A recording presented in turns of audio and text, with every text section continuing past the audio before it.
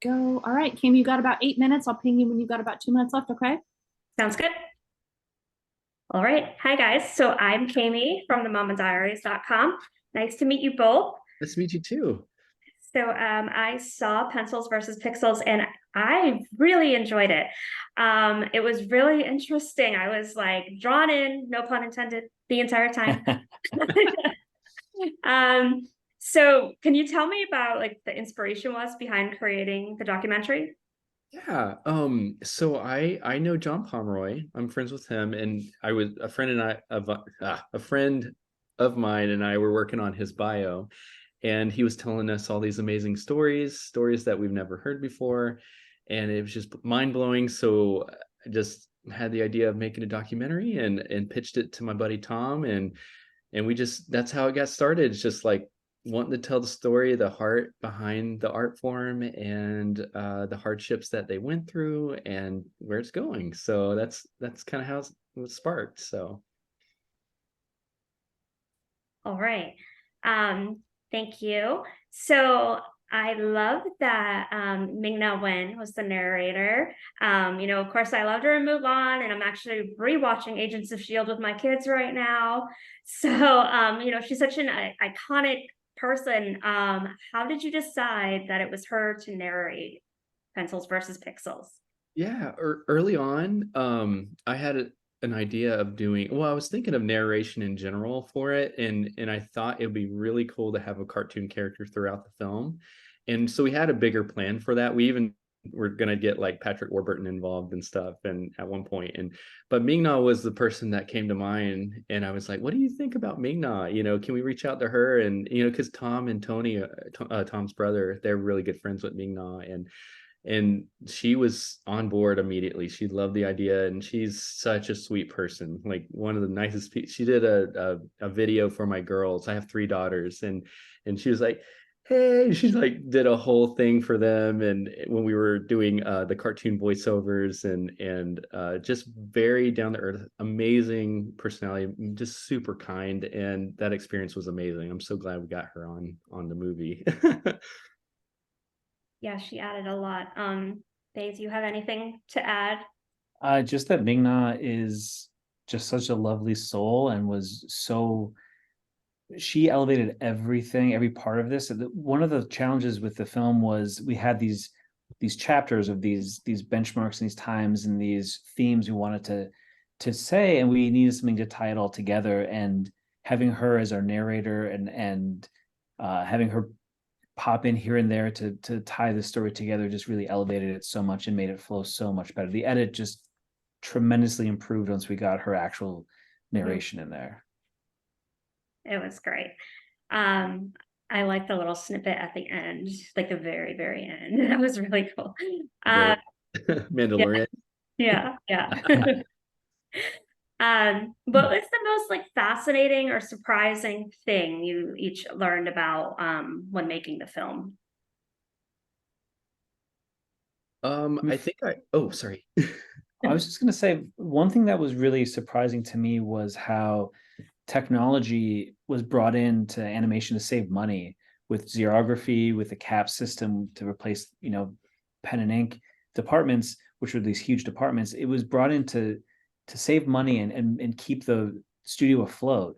And but then once the computer was in there, it just grew and grew and grew and grew. And eventually, for a long time, Disney was hiding the fact they're using computers to color their movies and to do these different sequences. And then when The Lion King came out, they just had to admit that these herds of animals were done with computers, and everyone was kind of ready for it, but they were nervous to introduce the idea that computers were part of this storied tradition. So it was interesting to me how much the technology was brought in to save money and keep things afloat, and then eventually it just kept growing and overtook the hand-drawn animation, which nobody really thought was going to happen. Bill, did you have something that you found like that surprised you the most or that you learned?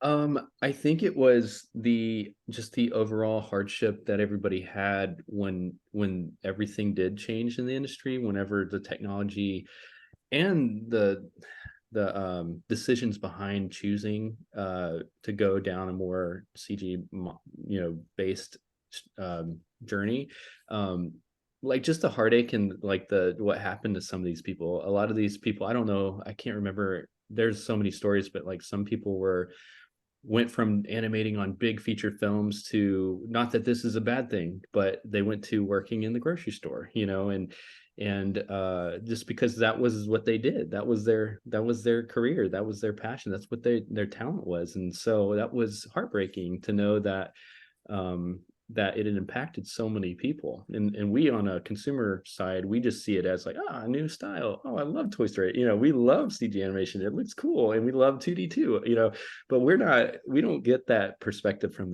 the behind the scenes of like the tears that went involved. I know that affected Tom so much, like I was really hard on him, from talking to him about it, and Aaron Blaze, and, just it's one of those things that like I never knew about. And I love that people can hear about that now and see that, because hopefully that gives inspiration to the younger community of animators who are having a hard time getting into it, and they can see it's not an easy road, but the passion's always there. And yeah, as long as they have that, they can keep going. And these animators that went through the hard time, they're still doing it, they're still doing it, and more opportunities opening up for them as well now. So that's a good thing.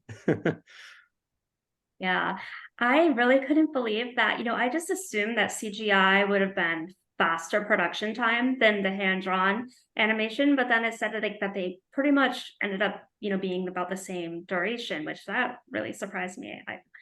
Yeah, the same amount of money, the same amount of people, the same amount of time. It's just the aesthetic choice that the studios were making because they thought it would make them more money. Right. So what do you each feel makes hand-drawn animation so special? I think you can see the animators' personality and their humanity in it. I mean, if you get really nerdy about this, you can tell which animator animated which characters, because they have their own way of drawing different types of characters and different types of movements. And so I think that's something that you can't really do with a computer. That's the magic right there. Yeah, it's like their signature. Like Glenn Keane was known for 3D, like doing really awesome, like the beasts when they're dancing, or Tarzan when he's like surfing on the trees. That's kind of what he's known for. And I mean, he's known for a lot of things, but yeah, like it is personal. It is like a lot of the stuff that they're doing comes from deeper within how they're feeling emotionally, and each animator is an actor. They're acting these things out, they're feeling it. It's not just it's very organic. and there's something beautiful about that to know that every picture you're seeing in that second is like thought through, slaved over. It's special. I definitely have a much deeper appreciation for the hand-drawn animation after watching this. Like I didn't, really understand what actually went into it. And, you could just see that these people, this was their life, and they really, really, they loved it. It was, my last question for both of you, what do you see, like, what's the future of animation? What do you envision? Phil? Definitely more opportunity, definitely more animating opportunity for everybody. The accessibility is already amazing. And we're going to see more stories, more content. We're going to see more creative ideas. Definitely more coexisting projects like Spider-Man and Ninja Turtles with the 3D and the 2D merged together. But like the ability to animate, Pete Docter said, if you can draw, you have such a, like, this wasn't in our interviews, I think he was saying, if you can draw, you have such, like, what is it, you have such a headway on everything, because you can explain things that you can't really explain with words and text sometimes. And so he was like, imagine like people being able to explain things with animation, just doing a quick thing on their iPad of like how they want something to jump or look quickly, communicating is going to get a lot easier. Yeah. So when people are doing like storyboards, they're going to be able to add a quick little stickman thing or whatever that would normally take a week. They could do it like at nighttime before bed and give the idea, you know? So it's like, it's really cool. And I personally, you heard it here first on Mama Diaries. I think much like with music, with filmmaking, how people still want to record on analog tape and film cameras. I think there's going to be a resurgence of people wanting to do things the old ways and with artistry. You know, you go to any farmers market in the world, there's people who have these artisanal things they make that you can buy versions of it on Amazon, made in a factory somewhere. But there's something about having humans make something and returning to those ways that I think there's going to be a resurgence of traditional animation. That's my hot take. I love that hot take. I like it. Well, thank you both so much. It was great meeting you. And yeah, I really loved it. Thank you. So it means the world. That Nice when to you meet said that you. you learned a lot and it deepened your appreciation, that's the whole point of this whole movie. So that was really wonderful to hear. Thank you.